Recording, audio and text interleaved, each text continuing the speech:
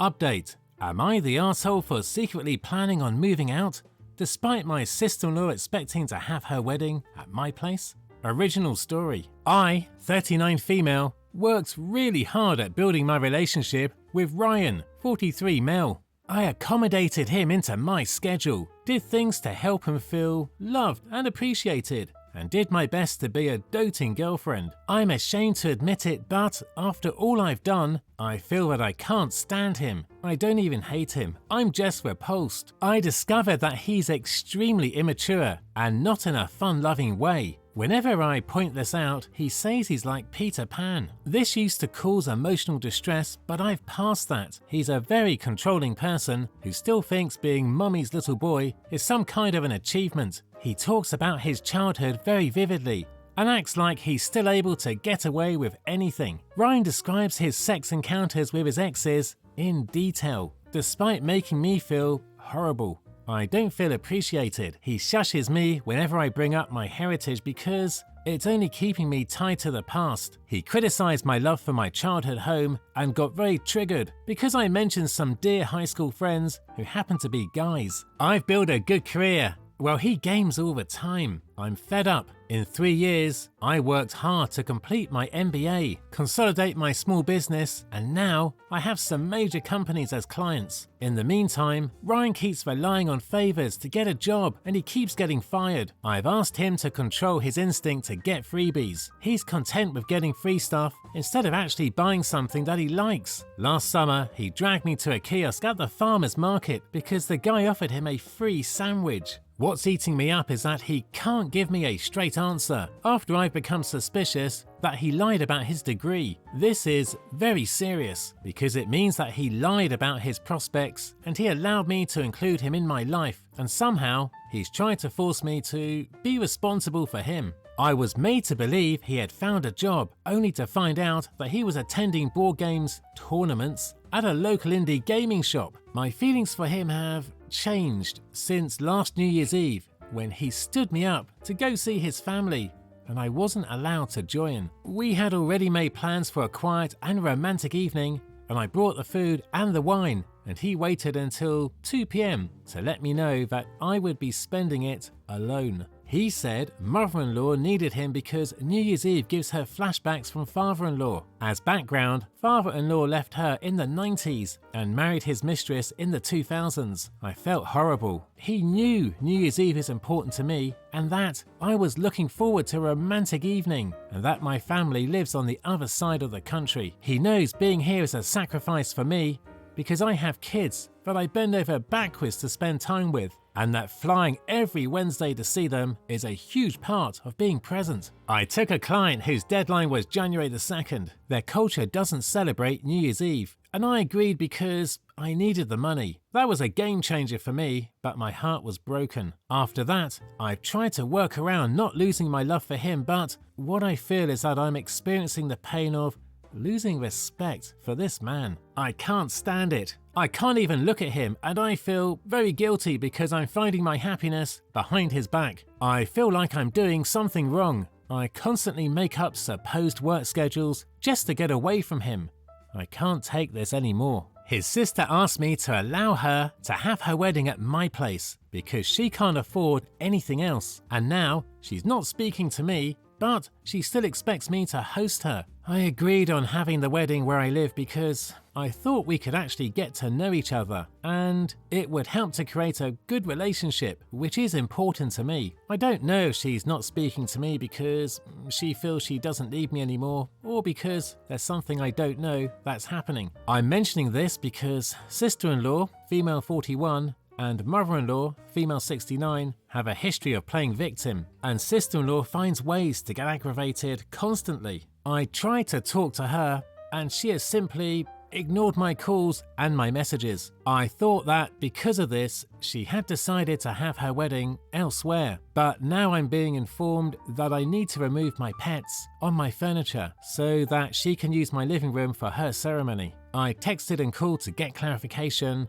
and was left on scene, and honestly, I got pissed. It feels like I'm begging to be a part of their family. I'm so angry, and I told him, and basically, he kind of shrugged. I've decided to just move out without telling him. I talked to my landlord so that I can leave 2 months earlier. I'll just take my pets and everything I own while he's at work and just drive off. I'm feeling tired of feeling lonely within this relationship. Last month, I was inducted into a career guild and refused to take him as my +1 because I didn't want any pictures of him next to me. It would ruin the moment. I don't owe him anything. He left me basically alone when I had COVID and was very irritated whenever I asked if he could buy me some food. And also, I owe him nothing of what I am, as he has never celebrated me while I bend over backwards to help his mum despite her attitude. I spent my birthday alone because he was busy. All he does is ask me how much more money I'm going to get in the future. I know this is my fault because at some point I promised him that I would help him fund his dream restaurant, and that was back when things were great between us. I know it's wrong to go back on my word, but I can't help it. I don't want to be in his future, and I don't want to invest in his life. I'm still down for what I'm doing. I don't know if I'm being an a-hole for planning on leaving him without telling him. I just don't want his family to yell at me like they did to my other sister-in-law when she left my brother-in-law. Also, sister-in-law can be very volatile, and both she and mother-in-law claimed they have assaulted people, but I don't know if they're just bragging. He has been asking what's going on because I can barely hide my contempt whenever he tries to initiate a conversation about helping him create a business. I'm fed up with having to listen to his insistent questions that are making me feel very uncomfortable. I told him I'm not an insistent person. I didn't harass him to come to my place when he stood me up on New Year's Eve. I didn't insist that he give me a present for my birthday because he's an adult. He says it's different since a business is a lifelong situation and a birthday gift loses value. I'm clear on the end of our relationship, but I'm kind of doubtful about ruining the wedding. It's 10 days away. Am I the asshole? My reaction for OP. These people sound like a real handful. You have to look after your mental health and do what's best for you. Now for some additional comments before reading the update. OOP on his redeeming qualities. Yes, of course, he has a sense of humour that can be very heartwarming. Unfortunately, that changed and it was all pranks that stressed people out. He told me he had lupus and would die and then got mad at me for crying uncontrollably and told me the truth. He's not the type to yell, although abuse comes from other areas in his character. He loves his family, no question about that. When we got together, I didn't care that he wasn't financially sound because he was funny and always acted like I mattered. We would talk endlessly and he actually made me feel like I held a place in his life. It was only after he realized how much I cared about him that things went south. I've been abandoned emotionally and physically and have been treated like a tool to promote his image. I just can't look at him anymore. Comment 1. How can you leave when he's at work, when he doesn't have a job? Laugh out loud, his family can't yell at you because you'll block them all. The best time to move out would be about 2 days before the wedding. Laugh out loud, he wants his dream restaurant? Leave a note telling him it'll just fail like everything else that he touches the day you leave. He deserves nothing but what he has coming to him. OOP responds, I love the idea of leaving as close to the wedding as possible. He's currently doing gigs from Thursday to Sunday, so I have a good chance to leave while he's out.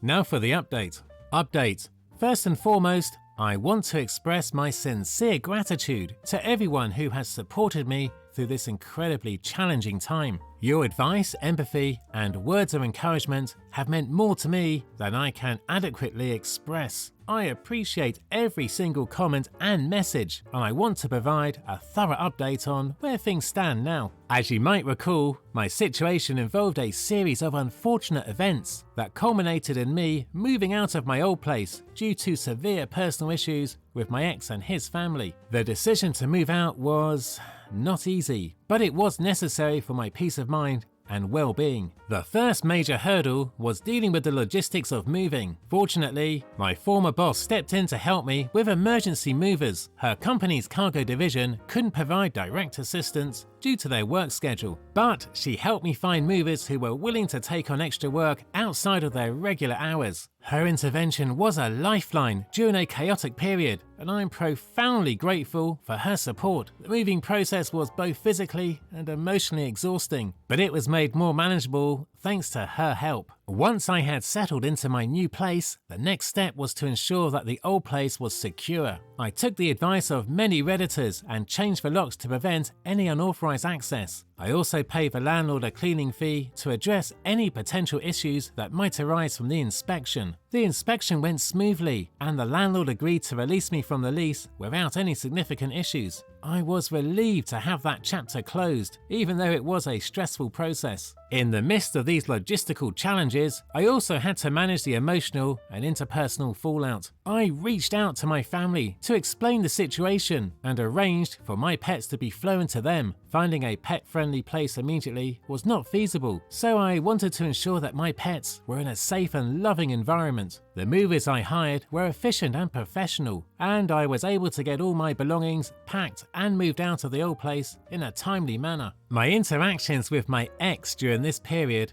were particularly difficult. I took the advice of Rena, my best friend, who suggested that I remain calm and avoid engaging in unnecessary confrontations. I placed all of my ex's belongings in trash bags and left them on his mother's porch. I documented everything meticulously, ensuring that nothing was damaged or broken. This was done to avoid any potential disputes over the condition of his belongings. My lawyer has all the records of this process, including the inventory of items returned. During this time, I had a civil conversation with my sister-in-law, but it didn't lead to any resolution. She and her cousin started bombarding me with messages, escalating the situation further. It became clear that I needed to set boundaries to avoid further conflict. I blocked everyone and secured my social media accounts to prevent any additional harassment. One notable interaction was with George, my sister-in-law's fiance. George and I had never been particularly close, and our brief conversation was tense.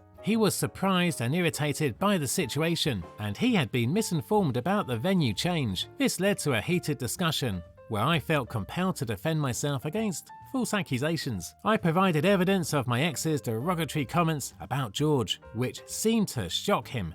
Although I regret the confrontation, I felt it was necessary to address the misinformation. Rena was a tremendous support during this period. She dropped everything to help me and offered blunt but necessary advice about the situation and about my ex's treatment of me. She arranged for me to stay with her boyfriend's mother temporarily until I received notice from the new place I had applied to. While the temporary accommodation was 3 hours away from my office, it was a necessary interim solution. I now commute to the office twice a week and handle the rest of my work via video calls. My former boss helped me secure a small office space for face-to-face meetings, which has been a significant help. On the day I delivered my ex's belongings to his mother's house, I was nervous, but determined to complete the task. I quickly exited my car, left the bags, and avoided eye contact with his mother, who was outside and persistently asked me what was happening. I focused on leaving promptly and avoided engaging in any conversation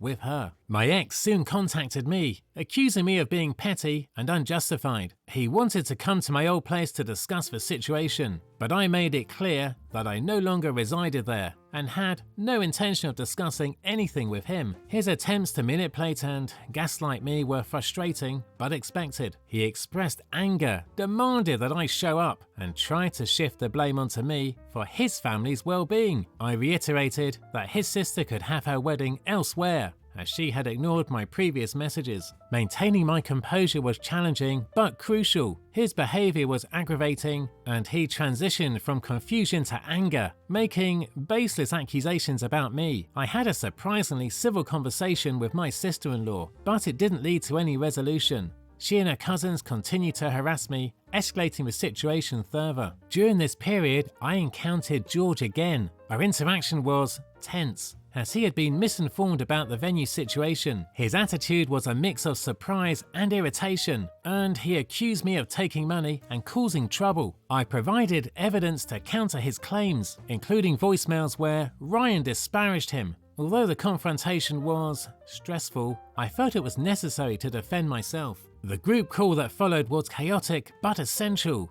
I shared evidence disproving the false claims made by Ryan and his family. My father-in-law expressed his frustration with Ryan and revealed his disappointment with how my sister-in-law had misused the money he had given her. The conversation became heated, and I eventually left the call due to the stress and emotional toll. To prevent further conflict, I blocked everyone, changed my phone number, and secured my social media accounts. Since then, there have been no visible updates on the wedding, and I haven't heard from anyone involved. While I can't confirm if the wedding took place, I hope that the situation has settled. As an additional context, I am a single mother with young children. Navigating this challenging situation, including dealing with a cheating ex and financial difficulties, has been incredibly demanding. I've worked hard to provide for my children, moving from multiple jobs to a stable career with benefits. My former boss played a significant role in my professional development and provided invaluable assistance during this difficult period. Once again, I want to thank everyone who has supported me through this ordeal.